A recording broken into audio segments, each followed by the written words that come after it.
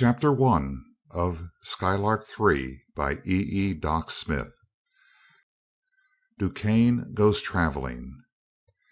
In the innermost private office of steel, Brookings and DuQuesne stared at each other across the massive desk. DuQuesne's voice was cold.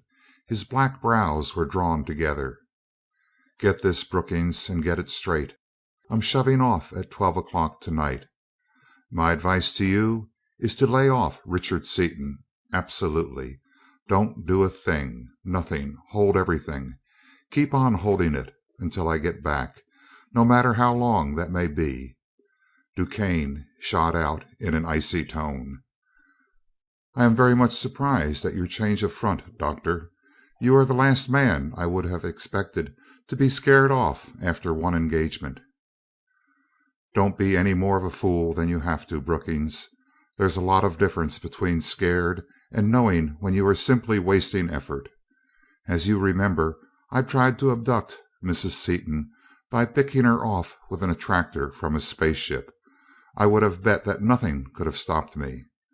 Well, when they located me, probably with an automatic Osnomian ray detector, and heated me red hot while I was still better than 200 miles up, I knew then and there that they had us stopped, that there was nothing we could do except go back to my plan, abandon the abduction idea, and eventually kill them all. Since my plan would take time, you objected to it, and sent an airplane to drop a 500-pound bomb on them. Airplane, bomb, and all simply vanished. It didn't explode, you remember, just flashed into light and disappeared, with scarcely any noise.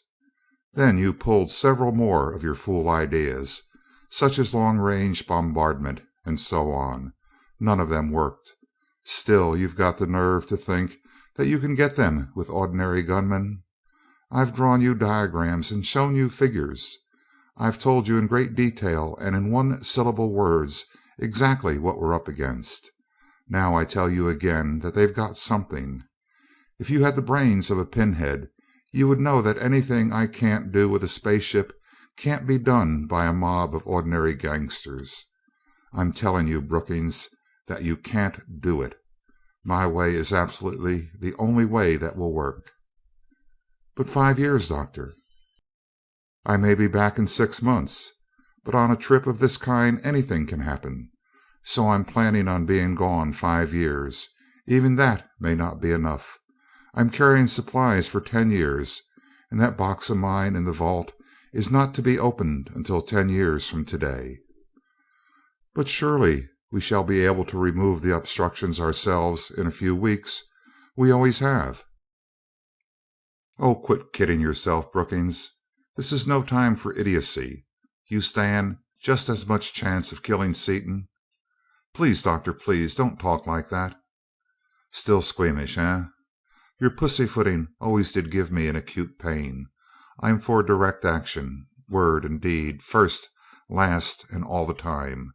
I repeat, you have exactly as much chance of killing Richard Seaton as a blind kitten has." "How do you arrive at that conclusion, Doctor? You seem very fond of belittling our abilities. Personally, I think that we shall be able to obtain our objectives within a few weeks, certainly long before you can possibly return from such an extended trip as you have in mind. And since you are so fond of frankness, I will say that I think that Seaton has you buffaloed, as you call it. 9/10 of these wonderful Osnomian things, I am assured by competent authorities, are scientifically impossible, and I think that the other 1/10 exists only in your imagination. Seaton was lucky in that the airplane bomb was defective and exploded prematurely, and your spaceship got hot because of your injudicious speed through the atmosphere. We shall have everything settled by the time you get back." "If you have, I'll make you a present of the controlling interest in steel, and buy myself a chair in some home for feeble-minded old women. Your ignorance and unwillingness to believe any new idea do not change the facts in any particular. Even before they went to Osnome, Seaton was hard to get, as you found out. On that trip He learned so much new stuff that it is now impossible to kill him by any ordinary means. You should realize that fact when he kills every gangster you send against him. At all events, be very, very careful not to kill his wife in any of your attacks, even by accident, until after you have killed him. Such an event would be regrettable, certainly, in that it would remove all possibility of the abduction. It would remove more than that. Remember the explosion in our laboratory that blew an entire mountain into impalpable dust? Draw in your mind a nice vivid picture of one 10 times the size in each of our plants and in this building. I know that you are fool enough to go ahead with your own ideas, in spite of everything I've said, and since I do not yet actually control steel, I can't forbid you to officially, but you should know that I know what I'm talking about, and I say again that you're going to make an utter fool of yourself, just because you won't believe anything possible that hasn't been done every day for 100 years.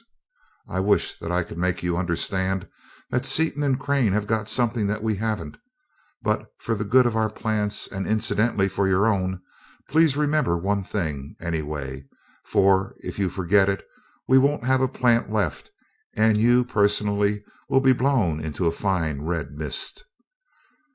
Whatever you start, kill Seaton first, and be absolutely certain that he is definitely, completely, finally, and totally dead before you touch one of Dorothy Seaton's red hairs.